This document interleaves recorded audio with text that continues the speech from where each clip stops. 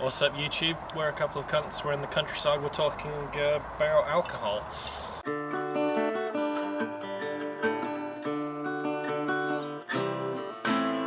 I guess there's a few things that are staples of this show. One is obviously the countryside where we film. Us.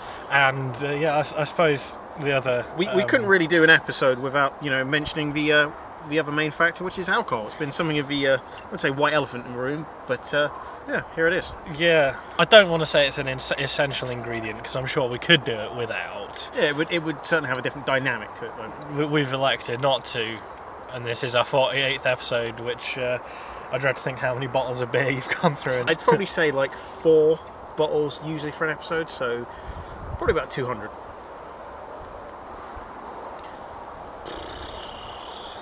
Probably maybe going on for 10 or so different brands of foreign beer, which is my thing.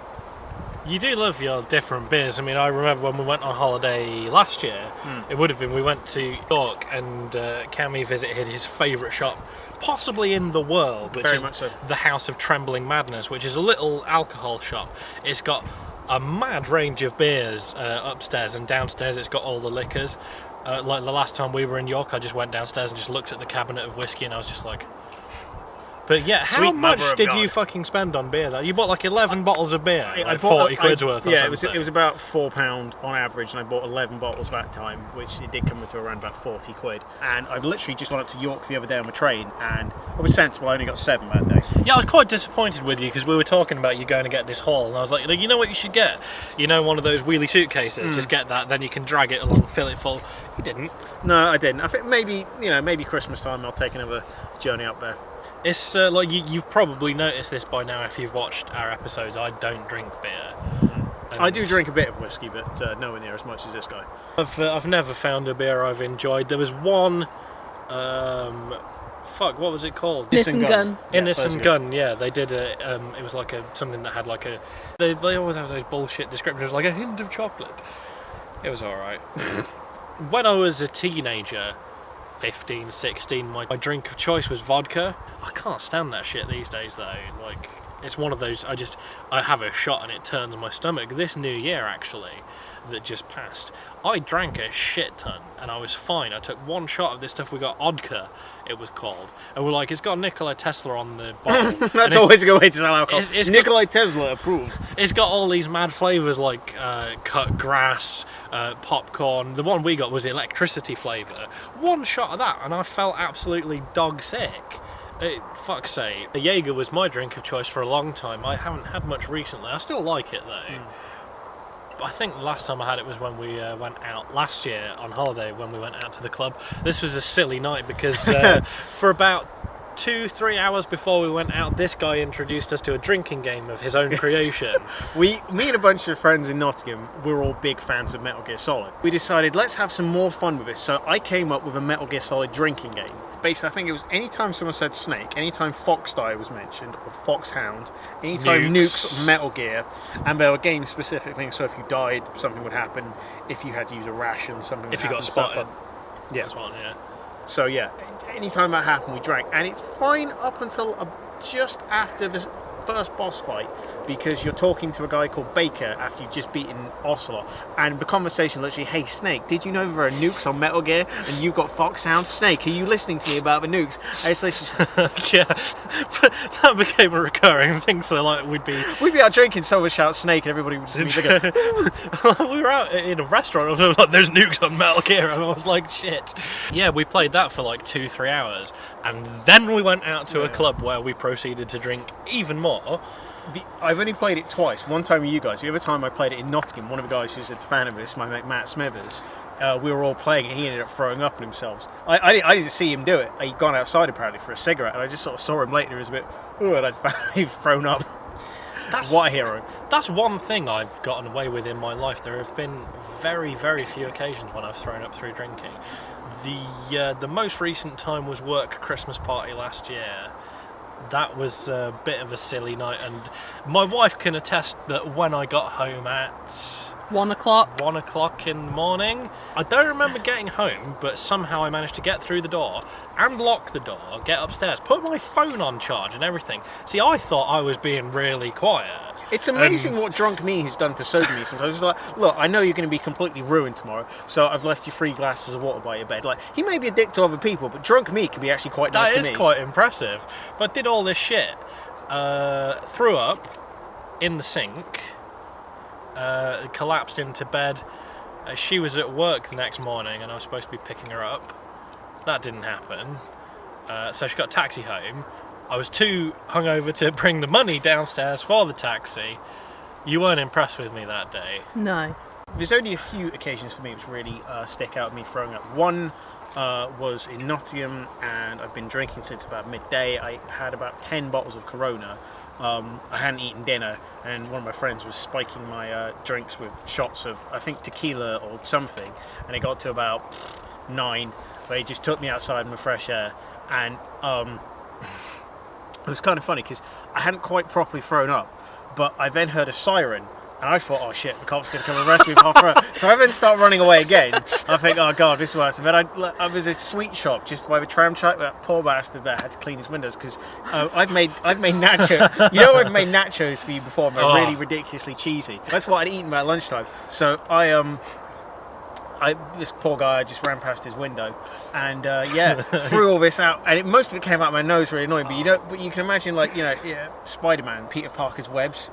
Basically imagine that, but just like orangey vomit encrusted cheese coming out my nose, like running past a window, just spraying as you go past. I think I then threw up a little bit else around the corner, and I got 2 of the guys said, right, we'll take him home, and they took me onto the Skylink, which is like one of the late night buses which goes out to the airport, and coincidentally one of my other friends was on there and she had a seat spare next to her. I got on the bus and she must have been halfway up it, completely full of people practically. I just stood, I'd paid for my ticket, just turned right to her and said, I've just thrown up in the square twice.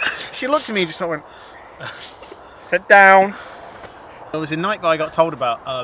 Our mate French had been out with one of the other guys who used to know, Adam, and Adam had gone back around French's. He was quite drunk and really felt unwell. Suddenly ended up throwing up, but he threw up on French's dog, and French had to wash his dog, and he said the poor thing smelt for like 3 days. There's been a few drinks over the years. There was one when the guy who was in our America video, Raz, he came up to see me in Nottingham once, and we had something called the Nottingham shit mix, which we'd run out of everything in the house, and that's what we christened it because it's all we had left, and it worked surprisingly well. It was Foster's, orange juice and vodka, and it worked surprisingly well.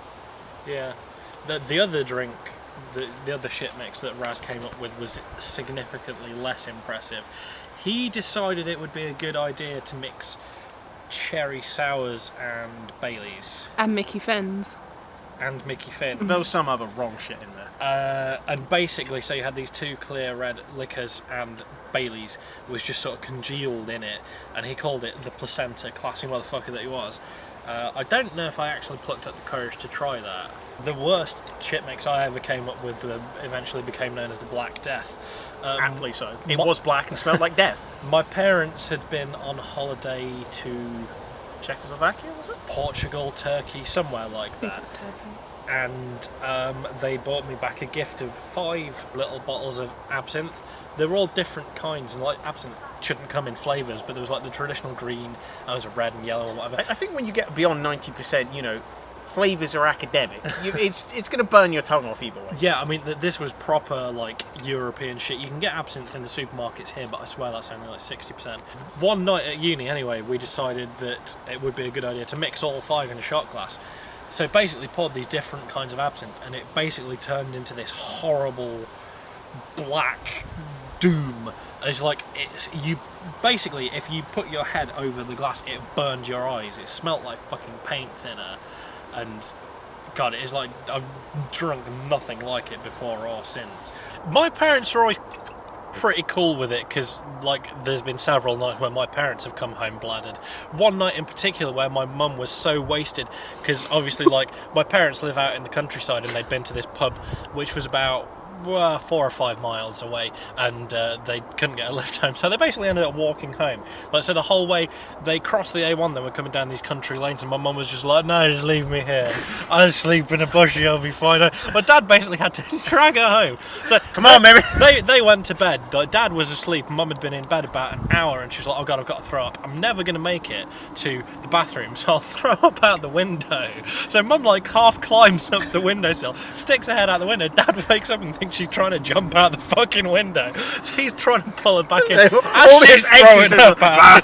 As like, Jesus. So yeah, they can't say too much to me, and like for the most part, you know, when I've been going out getting wasted, like when I live with my parents, I'd either be staying around a friend's house or, you know, be out, whatever. I'd never, because I mean, obviously it's quite hard to get home with them living out in the countryside, so it's more or less fine. But it was New Year's 2011, I guess it was now, which is one of the worst nights for me. Was that the night we were at Neil's? That was, yeah. I mean, that like that's in my top 3 nights of being most bladdered, but that was one of the only times, in fact the only time at home where I didn't make it to the toilet. I was like, I need to throw up, started downstairs, like, no, not going to make it.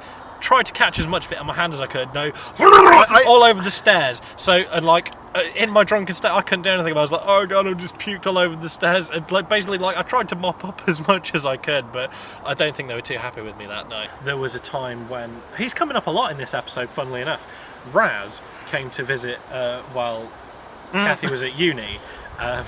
We went out to Blue Note, a club in Derby, and they do 50p shots, which is always great.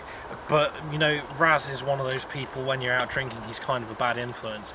So, yeah, we had all these 50p shots, and it got to the point where we met this group of girls who shamefully were only like 18. So Raz goes off on one of his typical bullshit things about, oh, I'm in the RAF and I'm shipping off to Afghanistan in the morning, you better bone me. And I asked this girl if she wanted to come back for a threesome with us. It was a messy night, but the next morning we discovered the greatest hangover cure ever. I don't suffer from hangovers that much. Most of the ridiculously drunk nights we've mentioned, I have had hangovers after, but this one was a particularly bad one. Especially because we went back first, Raz came back later after not scoring, and bought like this nasty carton of chips covered in garlic mayonnaise, left it in the windowsill all night. Oh, it was fucking foul. So that didn't help. The next morning we went to Burger King, Red Bull and Burger King.